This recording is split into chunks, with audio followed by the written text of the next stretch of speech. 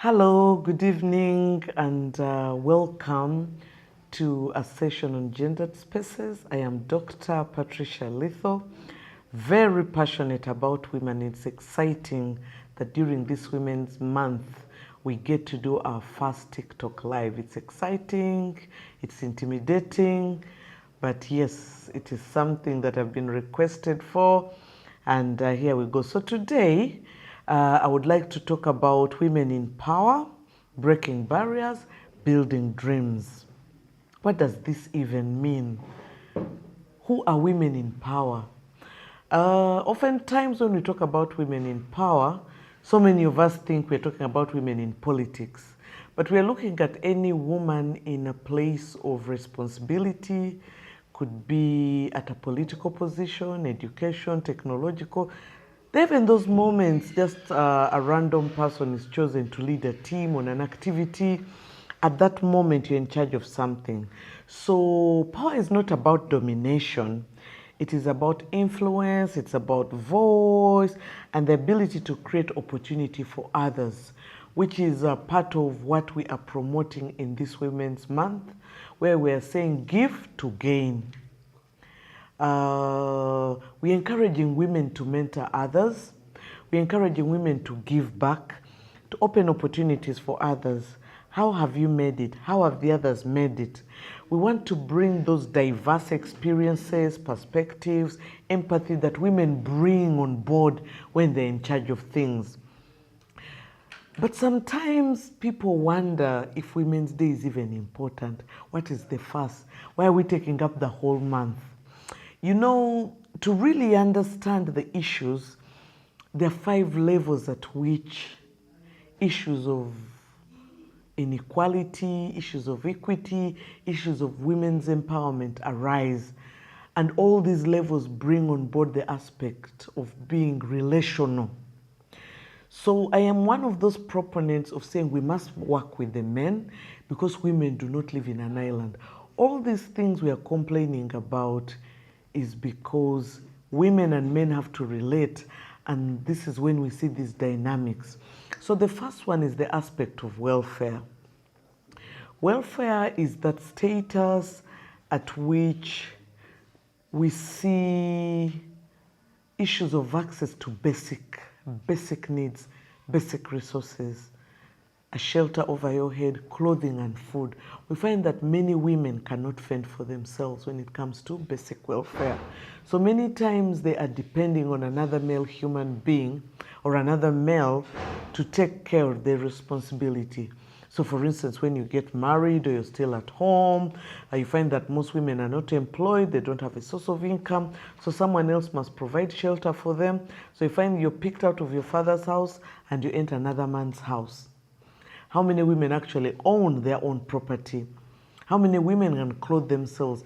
One of the funniest, well, it's sort of hilarious, and I always ask men, is it that bad? One of the biggest complaints men have is the car transport money. If you're Ugandan, you know the car transport money. Many women, many females in Uganda of the dating age, you know, when men approach them and they make an appointment, let's meet at such and such a place, most of what we do is say, I don't have transport to get there. Sometimes it's just a way of discouraging them. Sometimes the woman actually doesn't have a source of income, doesn't have that 5,000 to get me to where you want me to be. So we always say, send transport. And the man sends his transport either on mobile money or whichever means, and then I change my mind and I don't turn up. So you see the ability to provide those basics. So ideally, or in some other worlds where equity is at another level, you know, you set up a date and you all turn up, sometimes you even share the bill. I think Ugandan men are waiting for when that will happen. Another level that we look at where women and men pay attention on issues of equity, or where is the issue of participation and the issue of access. Let's start with access. So from welfare, we look at access. How many women can access resources? Basics like land. And again, like the example I gave earlier, a woman leaves the father's house where she had access to housing provided by her father. She had access to land, possibly owned by the father, passed down in history, it's an ancestral land, and goes and marries into another family. This will be land belonging to the man, the man's family, and she can only use this land based on consent given. Of course, increasingly we see more women coming to the front, more women acquiring their own land, building their own houses, but it's a small percentage. So again, this is an area where we see inequity, but it's also an area where opportunities of oppressing women come because you're on the begging side. So you just make do, you comply with certain circumstances because you need that access. The other one is participation. We see the government has tried to have affirmative action so that we see more women participating in so many areas of life. In education, in politics, in leadership. We even have the provision that any committee set up in Uganda must have a third of its members being women. But just imagine we didn't have those provisions. Would women come up for leadership position? I guess they would, but they would be far in between. You'd find one woman amongst many. I recall at a certain point, almost 6 years ago, there was only one female LC5, and I think she was an LC5 for Kanungu. We started to see more coming. How many female MPs were we seeing, especially those on an independent ticket of a constituency? But when the affirmative action of each district must have a slot for a woman MP, so now we see each district has a woman. So the areas of participation, are we present at the table of decision making? Are we participating? Are we just dragged there? But when we get there, do we know what to do? Do we know what to say? Some of the criticisms we see being given to women politicians, especially in parliament, is that we are just space occupiers. Do we articulate issues? Do we understand legislation? Do we even speak? Or we just sit and be pretty? In any case, as we're growing up, we're saying you should be seen and not heard. So even when we are given opportunity to participate, we continue to present ourselves in a very beautiful way, but we don't articulate issues. How better can we improve this? The other aspect is the aspect of what we call conscientizations. That's the fourth level. For me, this should actually be the most important one. Conscientization, consciousness, awareness of the self, your rights, what should be yours. So this is the point at which you reach where you know right from wrong, where you understand your rights, where you don't accept to be subjugated because you're female. So I'll give you a typical example of a lot of women being in a situation where they are battered. And we confidently say, you see, if my man doesn't batter me, he doesn't love me. Really, you're not conscientized. You're not conscious of what a human being should enjoy. Should someone just randomly beat you up because they're your husband or they're your boyfriends? No, no, no, no, no, no, no. That is battering, that is assault. They should be arrested. We see a lot of active female politicians now. They've bypassed the issues of welfare, the issues of access. They're participating, but they're not conscientized. We've had cases where you see women in leadership, most times wearing shades, not because they want to wear shades as a strange hour of the day, but you find they have swollen eyes. While in public, we are telling women, resist this, do what? At home, they are put in a funny situation. I recall when I was growing up, my mother was a female counselor. But every Women's Day, women came bashing through the door. They're being beaten by the husband. Because, you know, women's understanding of power, of being a male, of being in charge, is where you boss the other partner around. So that day they will demand the man cooks for them. They interpret being male or being in power as coming home after midnight. So the women will say, today is our day, you also do this, you all do this. Basically imitating what their husbands, what their spouses, what their partners have been doing. So these men just wait patiently for the clock of midnight. And the battle ensues. They start beating them up. Is this the woman I married? My dowries. I expected you to have cooked. What? You know, things like that. So apart from those jokes we make about burnt food that men have cooked, actually very few people do it. They're irritated by all this nonsense of women and Women's Day because of how we misunderstand the issue of power. So I would like men to appreciate that it is not about taking men's power. It's about being in the same space, sharing, respecting each other, and making life easier for others. I can just imagine if both me and my husband brought our resources together, school fees wouldn't be a lament that even these days people in advertising making it an issue. When you see a man walking, speaking to himself, then you know it's school fees time. But they have women that work, or women who have the capacity to work but have not been given the opportunity. So as females, do we know that we can also contribute? We can make life easy. Your children don't have to sit home and miss school because you're waiting for the man to provide, yet you could have had some resources. And now the last and most important is the issue of control. Who's really in charge? Is it the women? Is it the men? There are always jokes about who's really in charge, you know? Men always say the woman is always in charge. She makes the decisions behind closed doors. We don't want women to be in charge behind closed doors. We want it at 360 degrees where we share responsibility, where we share control, where we're looked at as equals, as opposed to people looking at it as a power.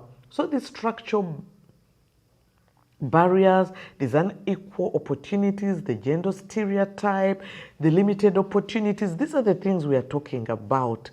The work-life balance. And you know, when you talk about women in power and breaking barriers, there's so many sacrifices we have to make, you know? They will call you for a TV show at 7, and you're like, well, I have to be at home with my kids. They're still young. I've been away the whole day. But men most times don't have to worry about that, you know? So you'll find them more active and participating in public life because of their social roles. A woman's social roles will involve cooking, will involve childcare, will involve that, while most times men are just expected to look for resources. So once he provides that, he can go about his own other business. Now there's the issue of cultural expectations. I'll give an example from my profession, communication and journalism. When I was lecturing at Makerere University, most of my students were female. But when I went to the workplace, the women are missing. Where are the women? Where are the women? Somehow cultural barriers within the first few weeks of graduation, women start getting married, they start having kids. Pressures from their husband, pressures from the family members, they ridicule the man. How can you allow your wife to work in parliament? We hear those parliamentary female journalists sleep with all those MPs. That's not really practical, even if someone did something close to that. We hear those female journalists do this. So you find you're under unnecessary pressure, and eventually many women just quit. But another reality is that when you give birth, does journalism give room for a lactating mother, for an expecting mother? The reality of how the work works. Some places like the Vision Group even give flexi hours. Is it enough? Even with these technologies that have come, sometimes you're still expected to have presence. So we need to really do a lot. I would like to share this personal story. I remember as a young journalist, my first workplace was called Radio Uganda, which is now UBC. And I had an opportunity to travel with a group of head teachers to Nairobi. So as we were entering the bus, my then boyfriend shows up, and I was like, oh, how romantic, he's come to say bye. So I step out of the car there at UBC, I come to talk to him, and he just says, go to the car and bring your bag. You can't be going with all those men. There were like 3 women in the trip, but he just felt that I'm not safe, I'm not at risk. I'm like, but this is my work. Do I come to your office and identify the women you work with and say don't work with them? And you know, this is something that many women fear to share. But I have friends who have quit jobs. I have male colleagues who say, I've told my wife to stop working because she told me that her boss wants something of her. But we face these things every day. Must we quit work because people want sexual favors? We must find a strategy of dealing with these challenges. But also there's been lack of mentorship, and this is something we try to promote now. Do we have networks that can support us? So when you experience challenges as a professional woman growing up, are there support mechanisms that can support you so that you can build your confidence? Do we still have experiences of an equal access? So how do we break these barriers? For me, one of the key ways we break barriers is through education. We should allow women to get educated. You should allow your daughters to go to school. When you marry someone's daughter at a very young age, please take her back to school. Education makes a difference, because when you're educated, we expect that you're able to deal with certain ways, just basic things like understanding health. As a young mother, your biological role automatically makes you the primary caregiver to a baby. Most instructions are in English, even if they are not in English. What does 2 times 1 mean? There's this famous story of shake the baby. Shake the bottle before you give the baby. And the mother shook the baby, and the baby passed out. Yes? Because she said, shake before you give. Yes? Do you shake the bottle first? Do you shake the baby first? Yes? So education is important, and not just when we are mothering, but just generally bringing up your child, doing their homework. You know, most men will come home at what? At midnight. Now, as a mother, if you cannot read, if you cannot write, yeah? Even me, at my level, I fight with my boys to do homework. Now, just imagine I was illiterate, and my support system around me, they also can't read and write. How do I support my child with homework? Yes? And you know, these days, the way schools give homework, the first time they blame is the parent, the mother. Yeah? But you see, well, let's share this role. Me, I'm not a teacher. Why do you give a lot of homework? You know, that's another topic. But those are realities that we have to deal with. So education gives us knowledge, gives us awareness. It makes us appreciate our rights. It makes us stand. But also, it makes us know the law. One of the biggest undoings for women is ignorance of the law. I've experienced it myself. When a woman is widowed, if you don't know the law, you lose your house, you lose the children. You know, people start fighting you back and forth. Then mentorship. Is there someone you look up to who can guide? Are you guiding others? Are you holding a hand? How about visibility? How are we represented in the media? How do we present ourselves in the media? When opportunities come for visibility, do we take it up? Or we are always saying, oh no, I can't do this. Look at my hair. Of course, we are always judged by what we look like. So we should be ever ready. You know, if I just came across, let me say I'm doing a vox pop as a journalist, and I just came across a random man, he won't care what his hair looks like. I'll ask him, what do you think about the elections? And he will answer. When you put a mic in front of the woman, like, I didn't, my husband has not allowed me to speak.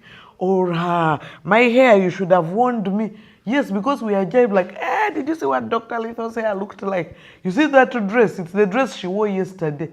Nobody cares what a man is. So some of these things are really concerning. That's why sometimes we seem as difficult sources and things like that. We want adequate notice. But also as women, we need to make an effort for visibility. With this new technology, for instance, I'm here on TikTok.